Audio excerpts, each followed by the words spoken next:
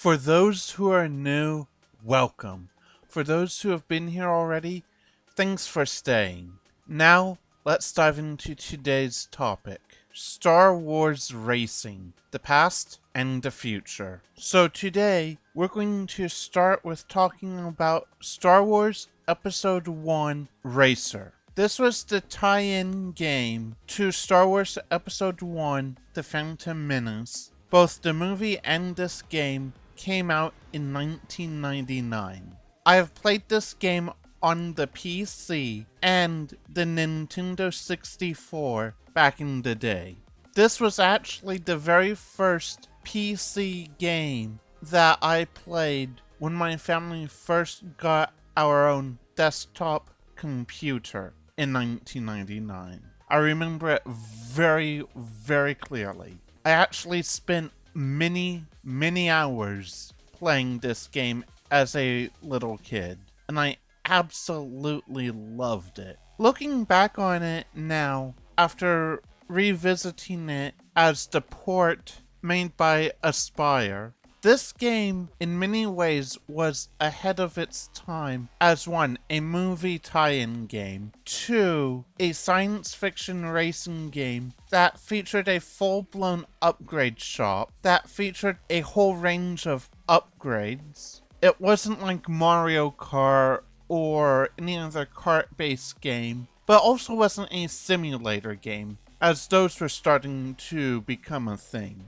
Thinking back on it, we're talking 1999, so most racing games at the time would be more arcade style, or they were kart style, and sim racing games were just starting out. And this game, in many ways, was the best of both sim racing and arcade racing. Like, it sort of bridged the two. The port for it that Aspyr has put out from 2020 still feels like the original from 1999. It still looks right, it still feels right. I feel like Aspyr has done a good job with this port. Keeping in mind this is not a remaster, this is not a remake, this is a port of a game from 99. So we should not expect huge graphical upgrades. By today's standards, the look of the game is very basic and primitive compared to today's offerings. The graphics have been upscaled and smoothed out, so it looks just as close as it would have on hardware from the time it was originally released. Because back then, graphics were not what they are today, and again, back then, it looked smooth, it looked polished in its time, and Aspyr was able to take that original blueprint and upscale it very, very smoothly today. Based on all that, I have zero complaints with what it looks like today. It's top tier for what it is. As long as you remember it was originally made well over 20 years ago at this point. Looking at the physics of the game, I originally played this on PC, as I said, using a keyboard. I eventually, within a year or so, got a joystick, tried it out on there. I preferred to play it on keyboard, honestly. And the physics, they were just as solid then as they are now. Aspyr did not touch the physics at all. All 20 plus pod racers feel uniquely weighted as you race on 8 unique planets. The upgrades you can put on them make each one feel unique. I mean, given that this game came out in 99 originally, Aspyr just made it so it was playable on new hardware and upscaled the graphics. That said, if this game was released today as a new game, graphics aside, if you just look at it on gameplay mechanics and physics, this is a great game. If I gave it a rating today, if it was a brand new game, the only thing that would hold it back are the graphics. So it would be a 5 out of 10, because the gameplay loop and the physics are extremely solid. Given, again, this is just a port, I also feel for $10 to $15 today is very reasonably priced for what you are getting.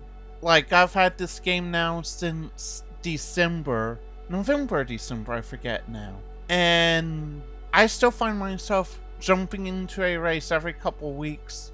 Maybe a few races, maybe a whole day of racing in it, just to try out different builds. Because you can do huge power builds, you can do some drift building in this game.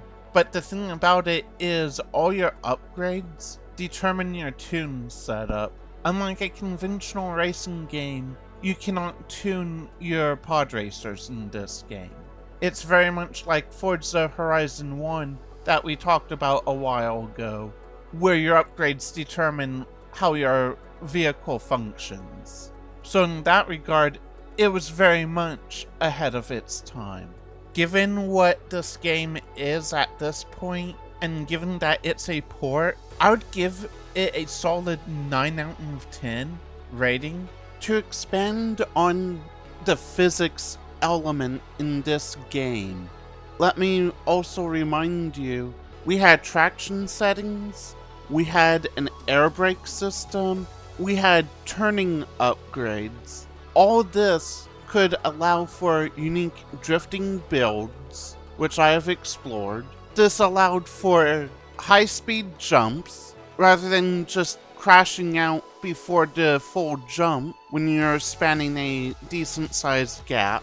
This game, when it launched, had all this built in. If you just play the game without exploring all the controls, you're going to miss these unique features. So if you play this game today, I highly encourage you to explore all the controls to see what you're able to do.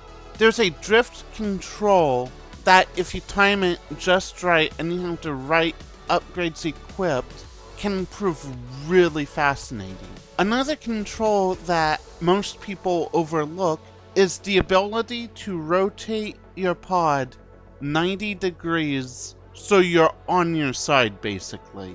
That has got to be one of the most unique selling points for a game of this time period. Because again, all these features that I'm talking about were in the game in 1999.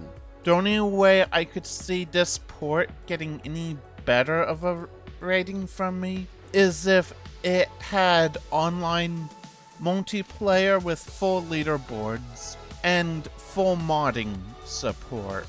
However, I do not think that's going to happen anytime soon, given this port came out in 2020, and sometime this year, from the studio Fuse Games out of the UK, we are getting Star Wars Galactic Racer, a game that was first shown off at the 2025 Game Awards show back in December.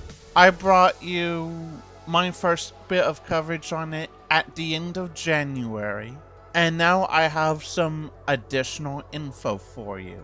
At the time of recording this, we now have a gameplay trailer. We also have 2 interesting interviews with the developers I want to talk to you about, where we got a little more information beyond what the trailers showed. From an interview from the Game Business YouTube channel with the head of Fuse Games, if I remember correctly, we are told that the backstory of the main character that you play as is completely locked in, set in stone.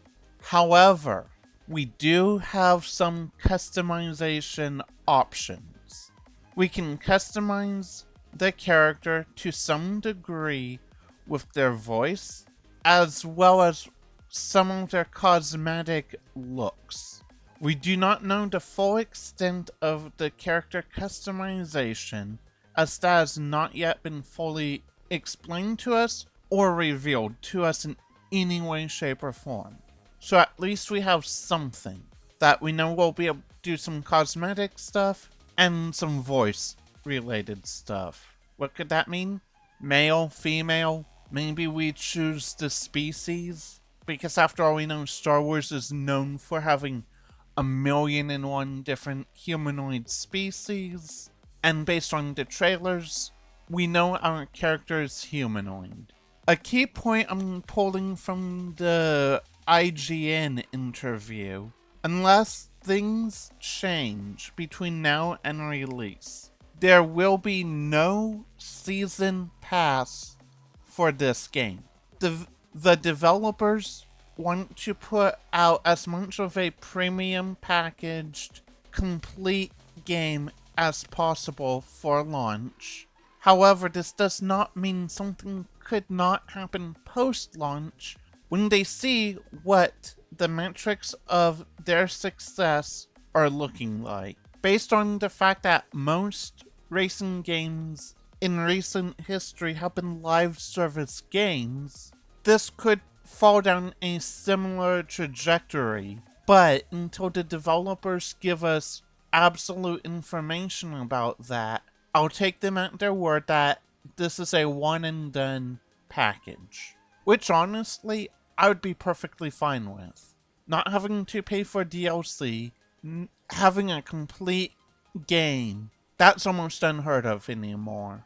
And that is a real shame. So if this is a complete game packaged to release with no DLC post-launch, I'll be perfectly fine, I hope. As long as everything else I want is in the game at launch, I will be fine. If they do decide to follow a live service trajectory and they add quality content to the game, I'll be fine with that as well. I just do not want the developers to feel like they have to do that. Two final notes about this game based on information we have so far. From both interviews that I've looked at recently, we know that we'll be able to walk around what they're calling the paddock area before a race. In this area, we'll have the ability to interact with other characters. I believe this is where the narrative of the story will happen, because we know there is a full story being told in this game. The other bit of news is it's confirmed there will be pod racing in this game. It's not just swoop bikes or the new vehicle class that they are introducing. We are indeed getting legit pod racing in this game. And based on the trailer for gameplay that we just got recently, we know we have Sebulba and Ben Quadraneros. Those two alone would make the game for pod racing. I have several favorites from the original Pod Racer game I hope make a full return, but I'll save those predictions for later once we have more information about the game itself. Until next time, roll those dice, move that bishop, and collect 200 after passing go.